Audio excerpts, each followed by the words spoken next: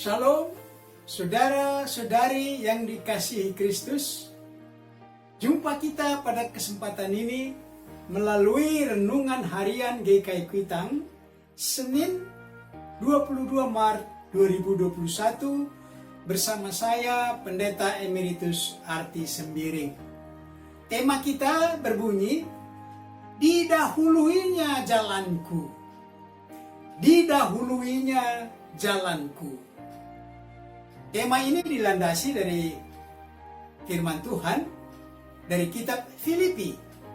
Filipi pasal 2 ayat 8 berbunyi, dan dalam keadaan sebagai manusia, ia telah merendahkan dirinya dan taat sampai mati, bahkan sampai mati di kayu salib.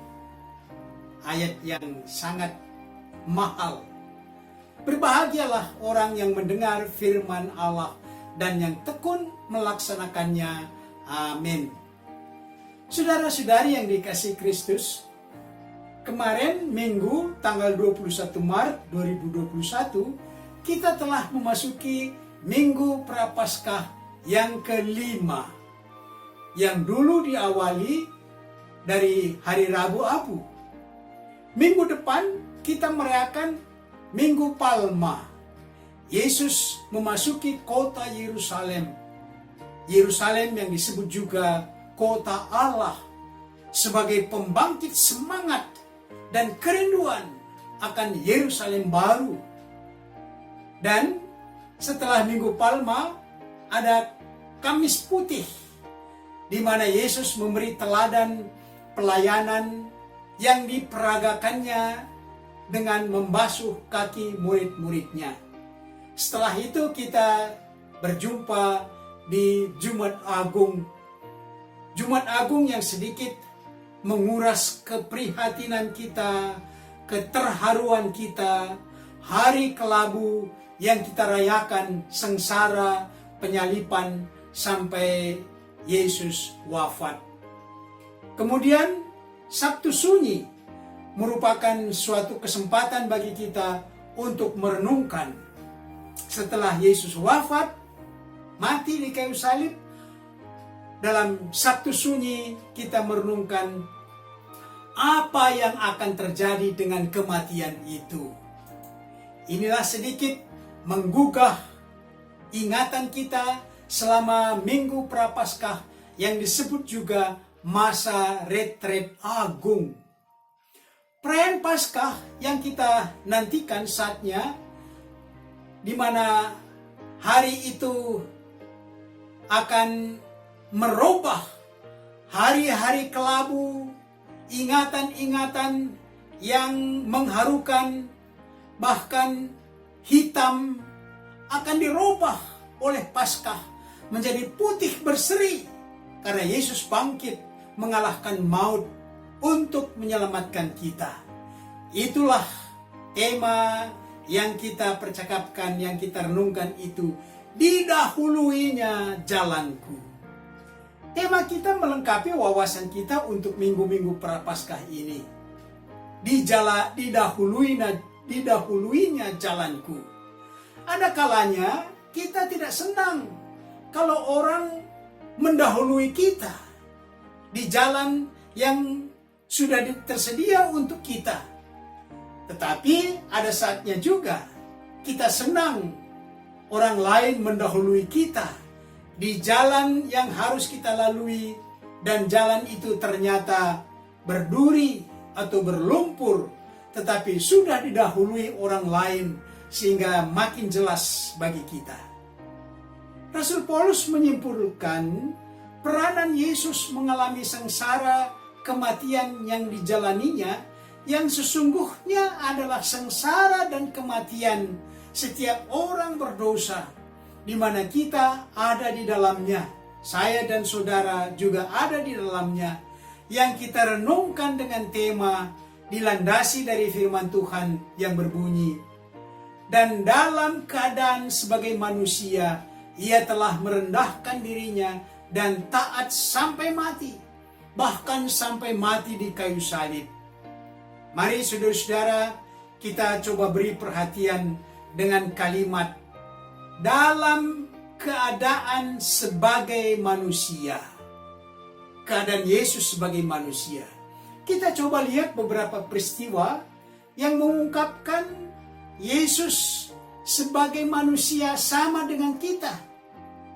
Pertama-tama ya tentu melalui kelahirannya sebagai bayi kecil yang membutuhkan perawatan. Selanjutnya setelah dia memulai pelayanannya, dia pernah menangis di kuburan Lazarus, sehingga orang yang ikut dengan dia terbawa rasa haru karena Lazarus telah mati, lalu Yesus menangis. Selanjutnya beberapa kali juga Yesus menaruh rasa empati kepada orang yang sedang menderita, yang minta tolong kepadanya. Dan Yesus jatuh hati memberikan pertolongan, menunjukkan dia sama juga dengan manusia lain. Di Taman Getsemani, dia merasa takut sampai berkeringat, tetesan keringatnya bagaikan darah, takut dan sedih. Pertanda dia manusia sama dengan kita. Takut, sedih akan penderitaan dan kematian yang harus dijalaninya. Tetapi di situ juga Yesus menunjukkan sebagai orang pemberani. Sewaktu dia ditangkap oleh serdadu, di mana serdadu itu dipandu oleh Yudas Iskariot, dia sempat membentak serdadu itu dengan berkata, "Siapa yang kamu cari?" Kata mereka, "Yesus dari Nazaret." Jawab Yesus, "Jika aku yang kamu cari, biarkan mereka ini pergi." Dalam minggu-minggu Prapaskah ini, ada baiknya kita sejenak meneduhkan hati, menapak tilas saat-saat dan peristiwa-peristiwa yang dijalani oleh Yesus. Atau minggu-minggu Prapaskah ini disebut juga Minggu Retreat Agung, yang akhirnya Yesus terbelenggu dihadapkan ke pengadilan agama atau mahkamah agama orang Yahudi yang diadili oleh imam besar, menghadap pengadilan negeri yang dipimpin oleh penguasa negeri pada saat itu, yaitu Pontius Pilatus, yang menjatuhkan vonis dengan hukuman mati, disalibkan. Vonis yang seharusnya bagi kita didahului oleh Yesus. Inilah didahuluinya jalanku. Vonis menghadapi maut. Dan kalau kita menghadapi maut seperti itu tanpa Yesus, maka itulah sesungguhnya vonis bagi kita dalam penderitaan kematian yang abadi. Tapi sudah didahului vonis ini oleh Yesus. Jalan yang harus kita lalui didahului oleh Yesus. Saudara-saudari yang dikasihi Kristus, untuk semua kehidupan dan karya Yesus Kristus, Paulus menyimpulkan, ia telah mengosongkan dirinya sendiri dan mengambil rupa seorang hamba dan menjadi sama dengan kita, dan dalam keadaan sebagai manusia, ia telah merendahkan dirinya dan taat sampai mati, bahkan sampai mati di kayu salib. Sebenarnya, semua keadaan ini bisa dihindari oleh Yesus.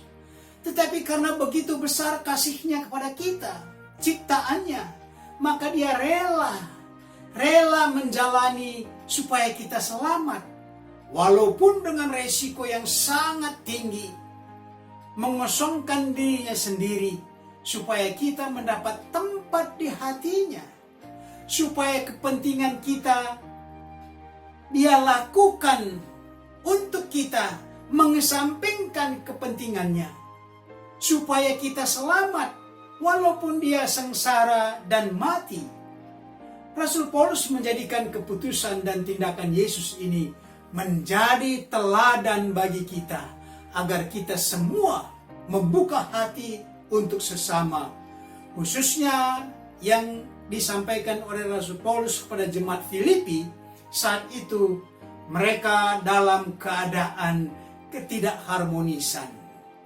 Ada sesama anggota jemaat di Filipi yang mementingkan diri sendiri, yang mengesampingkan, menjauhi yang lain. Rasul Paulus melihat itu tidak sehat. Tidak begitu jemaat di dalam Kristus. Sehingga Rasul Paulus menasihati agar mereka sehati sepikir seperti Kristus yang telah mengosongkan dirinya. Demikian nasihat Rasul Paulus kepada jemaat Filipi dan juga kepada kita pada kesempatan ini. Mari saudara-saudari, kita aplikasikan renungan ini dengan pokok-pokok sebagai berikut. Pertama, coba ingat saat-saat Anda mendahulukan kepentingan orang lain daripada kepentingan diri sendiri. Ada saat-saat di mana, kapan, dalam hal apa yang Anda telah melakukan, mendahulukan kepentingan orang lain daripada kepentingan sendiri. Coba ingat-ingat. Yang kedua, coba ingat saat-saat orang lain mendahulukan kepentingan Anda, padahal itu juga kepentingannya. Ada saudara menerima seperti itu, orang lain mendahulukan kepentingan Anda? Yang ketiga, Yesus telah mendahului kita di jalan maut yang seharusnya jalan kita, sehingga kita selamat. Atas masalah ini, hal ini, bagaimana sikap kita kepada Yesus? Bagaimana sikap kita yang baik kepada Kristus, di mana Dia telah mendahului jalan maut supaya kita selamat? Mari berdoa. Bapa kami yang di sorga, kami mohon hikmat agar dalam minggu-minggu Prapaskah ini kami memahami bagaimana Yesus telah menanggung maut yang sesungguhnya adalah maut karena dosa kami. Kami diselamatkan oleh Yesus dengan jalan Dia menanggung bagi kami dalam sengsara dan kematiannya di kayu salib. Kini kami tidak lagi dihadang oleh maut karena kami ikut Yesus. Kristus telah memberi diri bagi kami. Maka kami pun bertekad untuk memberi diri kepada Kristus melalui ikut ambil bagian menjadi saksi dan pelayan bagi Kristus. Banyak saudara-saudari kami yang membutuhkan bantuan. Beri kemampuan dan keberanian bagi kami untuk menolong mereka. Inilah doa yang kami naikkan kepada Bapa di sorga, dalam nama Yesus Juru Selamat kami dan pengantara kami.